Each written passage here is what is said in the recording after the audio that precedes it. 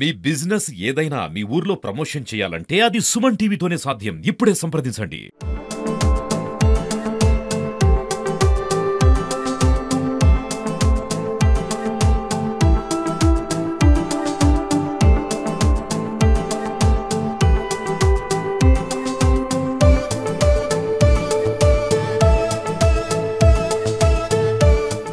ఇవాళ Kurnool government general హాస్పిటల్లో state cancer institute ప్రారంభించడం జరిగింది. దీంట్లో ముఖ్య అతిథిగా రాష్ట్ర పరిశ్రమల శాఖ మంత్రి గౌరవనీయులు టీజీ భరత్ గారు, గౌరవ పార్లమెంట్ సభ్యులు నాగరాజ్ గారు, గౌరవ శాసనసభ్యులు గౌరీ చరిత్ర గారు, దస్తగిరి గారు, అదేవిధంగా ఏపీఎంఎస్ఐడిసి అధ్యక్షులు శ్రీనివాసరావు గారు, రజక కార్పొరేషన్ అధ్యక్షురాలు సావిత్రి గారు, ఇతర ప్రజాప్రతినిధులు పాల్గొనడం జరిగింది.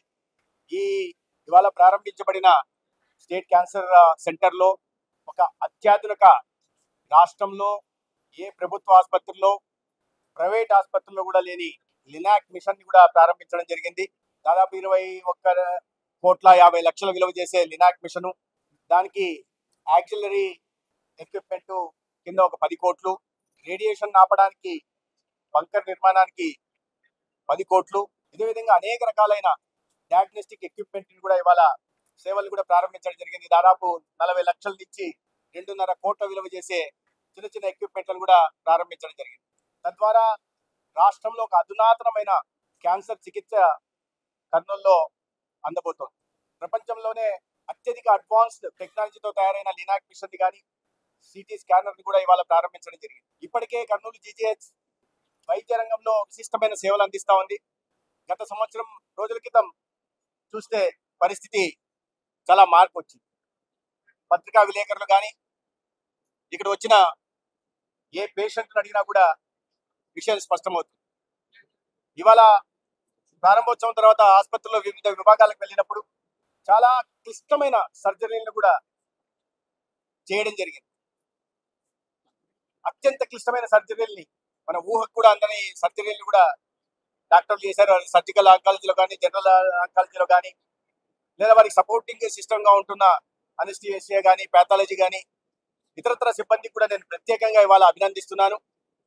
ఈ సంవత్సరం రోజులు ఇటువంటి మార్పు తీసుకొచ్చినందుకు ఆసుపత్రి హెచ్ఓడీలకు కానీ, ప్రొఫెసర్లకు కానీ, అసోసియేట్ ప్రొఫెసర్లకి, అసిస్టెంట్ ప్రొఫెసర్లకి, ఇతరత్ర పారామెడిక్స్, నర్సింగ్ స్టాఫ్ కి, చివరి వరకు క్లాస్ 4 ఎంప్లాయీస్ దాకా కూడా నేను నిజంగా అభినందిస్తున్నాను. ఎందుకంటే ఒక్కొక్క పేషెంట్ కథ చూస్తుంటే ఒక్కోటి 10 లక్షల నుంచి 20 లక్షల ఖరీదు చేసే ఆసుపత్రులకు, ప్రైవేట్ ఆసుపత్రుల్లో చేసేదాన్ని ఉచితంగా ఇంట్లో ప్రతి పేషెంట్ చెప్తుంటే, వాళ్ళ అనుభవాలు చెప్తుంటే, అత్యంత పేదరికం నుంచి వచ్చిన వాళ్ళు మా కుటుంబ సభ్యులుగా ట్రీట్ చేశారనో, అన్నగా ట్రీట్ చేశారనో, చివరికి 2 సంవత్సరాల క్రితం ఒక అబ్బాయికి ఒక క్లిష్టమైన సర్జరీ చేసి ఇప్పటికీ ఆ అబ్బాయికి పాలియేటివ్ కేర్ అందిస్తూ చికిత్స అందిస్తున్నారు. 14 సంవత్సరాల అమ్మాయికి బ్రెయిన్ సర్జరీ చేశారు. అత్యాధునికమైన, అంటే శరీరంలో ఎక్కడ ఘాట్లు లేకుండా ఒక సింగిల్ ఇన్సర్షన్ తో అనేక రకాలైన చికిత్సలు అందిస్తున్నారు. దీన్ని మరింత పటిష్టం చేయడం కోసం ఒక రాష్ట్రంలోనే ఒక గర్వించదగ్గ వైద్య సంస్థగా, వైద్య కళాశాలగా కూడా కర్నూలు తీర్చిదిద్దే ప్రయత్నం చేస్తున్నాం. సంవత్సరం క్రితం సమీక్ష నిర్వహించినప్పుడు అనేక రకాలైన కొరతలు కనిపించాయి. ప్రధానంగా డాక్టర్ల కొరత వేధిస్తూ ఉంది. 40% డాక్టర్ల కొరత ఉంటే ఇటీవల రీడిప్లాయ్మెంట్, దాంట్లో భాగంగా ఆదోని నుంచి కానీ ఇతరత్ర డాక్టర్లను, బోధనా సిబ్బందిని కూడా పెద్ద ఎత్తున కర్నూలు తీసుకొస్తే ఇవాళ 6 నుంచి 7% మాత్రమే టీచింగ్ స్టాఫ్ లో కొడుతుంది. కింది స్థాయిలో ఇంకా కొరతలు ఉన్నాయి. దానికి రిక్రూట్మెంట్ చేయాల్సిన అవసరం ఉంది.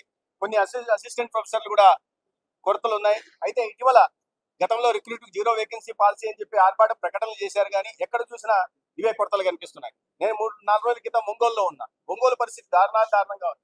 31 మంది ప్రొఫెసర్లు ఉండాల్సి వస్తే కేవలం 14 మంది ఉన్నారు. 17 ప్రొఫెసర్లు తక్కువ ఉన్నారు. 128 మంది అసిస్టెంట్ ప్రొఫెసర్లు ఉండాల్సి వస్తే 44 ఖాళీలు. 86 సీనియర్ రెసిడెంట్స్ ట్యూటర్స్ ఉండాల్సి ఉంటే దాంట్లో 73 మంది మాత్రమే ఉన్నారు. 13 మాత్రమే ఉన్నారు. 73 ఖాళీలు ఉన్నాయి. ఈ రకంగా పరిస్థితి. అయితే ఒక్కొక్క ఆసుపత్రిని, బాగా విశిష్టమైన వైద్య సేవలు అందించే ఆసుపత్రిని పటిష్టపరిచే దిశగా ప్రయత్నాలు జరుగుతున్నాయి. దాని గురించి గౌరవ ముఖ్యమంత్రి గారు పదే పదే సమీక్షలు నిర్వహించే ప్రయత్నం చేస్తున్నారు. దాంట్లో భాగంగానే ఇవాళ కర్నూలులో ఒక క్యాన్సర్ ఇన్స్టిట్యూట్ కూడా అధునాతనమైన క్యాన్సర్ ఇన్స్టిట్యూట్ కూడా ప్రారంభించడం జరిగింది. దౌర్భాగ్యకర పరిస్థితి ఏంటంటే గతంలో కేంద్రంలో రాష్ట్రంలో ఎన్డీఏ ప్రభుత్వం ఉన్నప్పుడు 2018లో ఈ స్టేట్ క్యాన్సర్ ఇన్స్టిట్యూట్ మంజూరు అయితే 120 కోట్లతో మంజూరు అయితే కేంద్రం నుంచి 60%, రాష్ట్రం నుంచి 40% నిధులతో కేంద్రం నిధులు విడుదల చేస్తే దాని తర్వాత పనులు మొదలు పెట్టక 5 సంవత్సరాలు కాలయాపన చేశారు. కానీ అత్యంత ఖరీదైన క్యాన్సర్ చికిత్సని పేదలకు అందించడానికి అవకాశం ఉన్న ఈ ఆసుపత్రిని ప్రారంభించడానికి గత పాలకులకు మనసు ఒప్పలేదు.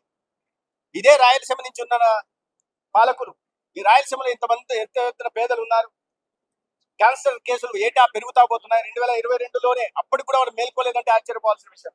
2022 ఒక్క సంవత్సరంలోనే 73,000 కొత్త క్యాన్సర్ కేసులు ఈ రాష్ట్రంలో వస్తే దాంట్లో 41,000 మంది ప్రాణాలు కోల్పోయారు. అటువంటి పరిస్థితుల్లో దీన్ని పూర్తి చేయాలి. అధునాతనమైన వైద్య సేవలు అందించడానికి డాక్టర్లు సిద్ధంగా ఉన్నారు. వారికి ఇన్ఫ్రాస్ట్రక్చర్ ఫెసిలిటీ కానీ, ఎక్విప్మెంట్ ఫెసిలిటీ కానీ, సర్జికల్ ఫెసిలిటీ కానీ కల్పించాల్సిన బాధ్యత ప్రభుత్వం మీద ఉంది. అయితే 7 సంవత్సరాలు మొదట్లో తప్ప తర్వాత నిర్మించే ప్రయత్నం చేయకుండా కాలయాపన చేస్తాం. నిధులు చేతిలో ఉన్నప్పుడు, వ్యవస్థ చేతిలో కాంట్రాక్ట్ వ్యవస్థ ఉన్నప్పుడు పూర్తి చేసి చేయాల్సిన బాధ్యత ఉంది. కానీ దాన్ని మర్చారు. అయితే మేము వచ్చిన మొదట్లో క్యాన్సర్ ఇన్స్టిట్యూట్ మీద ప్రత్యేకంగా దృష్టి పెట్టి సమీక్ష నిర్వహించడం, ప్రత్యేకంగా ఒక ఏడిఎంఈని ఇక్కడ కేటాయించడం, ఒక ఏడిఎంఈని ప్రత్యేకంగా డాక్టర్ వెంకటేశ్వరరావు గారు ఏడిఎంఈని ప్రత్యేకంగా పెట్టి 3 నెలల పాటు ఈ ఏమేమి కొరతలోనే వాటిని గుర్తించాల్సిగా వెంటనే టెండర్లు పిలిచి నేను చెప్పిన ఈ అధునాతన ఎక్విప్మెంట్ ఏముందో దాదాపు 45 కోట్ల అధునాతన ఎక్విప్మెంట్ ని టెండర్ చేయడం, 3 నెలల్లోనే వాటిని సమర్పించే ప్రయత్నం చేశాం. మౌలిక సదుపాయాలు కూడా పూర్తి చేశాం. ఇవాళ కేవలం ఒక 1-2% మాత్రమే మిగిలి ఉన్నాయి. కొంతమంది బోధనా సిబ్బంది రావాల్సింది, స్పెషలిస్ట్ రావాల్సింది. దాని దిశగా కూడా ప్రయత్నం చేస్తున్నాం. ఈ రాబోయే 1-2 నెలలు మార్చి 30 నాటికి మేము టార్గెట్ పెట్టాం. ఈ క్యాన్సర్ ఇన్స్టిట్యూట్ ఎట్టి పరిస్థితుల్లోనూ మౌలిక సదుపాయాల కల్పన పూర్తి చేసుకుని కావాల్సిన టెక్నీషియన్స్ దగ్గర నుంచి, డాక్టర్స్ దగ్గర నుంచి, స్పెషలిస్ట్ దగ్గర నుంచి, సూపర్ స్పెషలిస్ట్ కూడా అందుబాటులోకి రావాలని చెప్పాం. అయితే నేను ఈ సందర్భంగా ఈ ఆసుపత్రి సూపరింటెండెంట్ కానీ, మా ఏడిఎంఎన్ కానీ, ఇతరత్ర సిబ్బంది కూడా ప్రత్యేకంగా అభినందిస్తున్నారు. ఎందుకంటే మార్చి 31కి టార్గెట్ పెడితే వాళ్ళు మార్చి 4వ తేదీకే పూర్తి చేసి ట్రయల్ బేసిస్ మీద అనేక రకాలైన సర్జికల్ ఆంకాలజీలో కానీ, మెడికల్ ఆంకాలజీలో కానీ ఇప్పుడు ఎక్విప్మెంట్ ఇచ్చింది కాబట్టి రేడియేషన్ ఆంకాలజీలో కూడా వైద్య సేవలు ఉచితంగా అందిస్తున్నారు. అంటే ఇటువంటి సేవాభావం కలిగిన డాక్టర్లు ఉన్నప్పుడు, అంకిత భావం డాక్టర్లు ఉన్నప్పుడు వారిని మోటివేట్ చేసి కావాల్సిన వసతులు కల్పించి ప్రజలకు నాణ్యమైన వైద్య సేవలు అందించాల్సింది ప్రభుత్వం బాధ్యత. ఆ బాధ్యతను విస్మరించారు. కానీ ఇవాళ కూటమి ప్రభుత్వం వచ్చింది.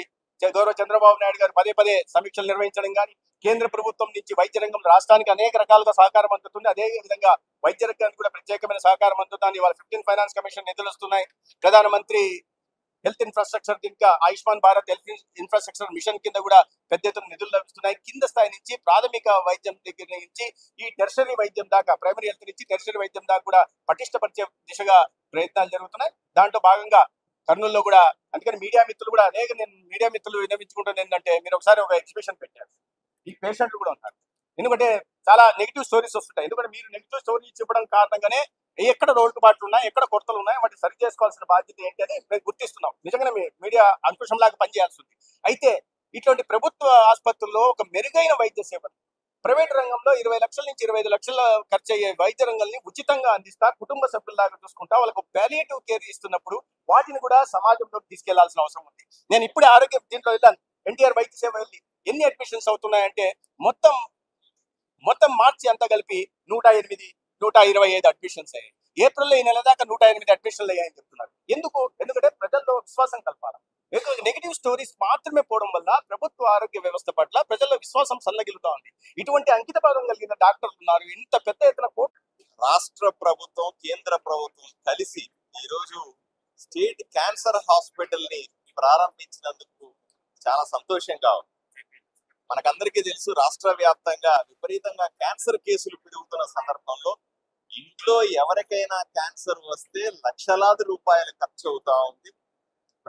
సరైన ప్రభుత్వ వసతులు లేకపోవడం వల్ల అందరూ కూడా ప్రైవేట్ ఆసుపత్రులను ఆశ్రయించడం వల్ల ఇంట్లో కుటుంబంలో ఏ ఒక్కరికి క్యాన్సర్ లాంటి పెద్ద సమస్య వస్తే అప్పుల పాలవుతున్నారు, ఆస్తులు అమ్ముకునే పరిస్థితి ఉంది.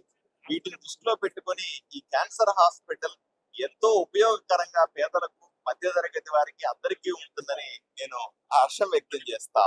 ఎందుకంటే ఈ క్యాన్సర్ హాస్పిటల్ 2018లోనే వచ్చింది. కర్నూలులో రాష్ట్ర వ్యాప్తంగా పెద్ద క్యాన్సర్ హాస్పిటల్ నిర్మించడానికి కేంద్ర ప్రభుత్వం 60% వాటా, రాష్ట్ర ప్రభుత్వం 40% వాటా కలిపి 124 కోట్ల రూపాయలతో ఇక్కడ క్యాన్సర్ హాస్పిటల్ ని ప్రారంభించడానికి అప్పుడే ప్రణాళికలు సిద్ధం చేశారు. అనుకున్న విధంగానే కేంద్ర ప్రభుత్వం తను ఇవ్వాల్సినటువంటి 60% డబ్బుల్ని రాష్ట్ర ప్రభుత్వానికి ఇచ్చేసినప్పటికీ కూడా గత 5 సంవత్సరాల వైఎస్ఆర్సీపీ పాలనలో రాష్ట్ర ప్రభుత్వం ఇవ్వాల్సిన డబ్బులు ఇవ్వకపోవడం, ఈ హాస్పిటల్ ని నిర్మించడంలో నిర్లక్ష్యం కారణంగా ఇది ప్రారంభం కాలేదు. ఇప్పుడు కూటమి ప్రభుత్వం వచ్చిన తర్వాత కేవలం 9 నెలల్లోనే రాష్ట్ర ప్రభుత్వ వాటా కూడా జమ చేసి ఈ హాస్పిటల్ ని ఆగమేఘాల మీద పూర్తి చేయడం జరిగింది. దీనికి ప్రత్యేకంగా ముఖ్యమంత్రి చంద్రబాబు నాయుడు గారికి ధన్యవాదాలు తెలియజేస్తాం.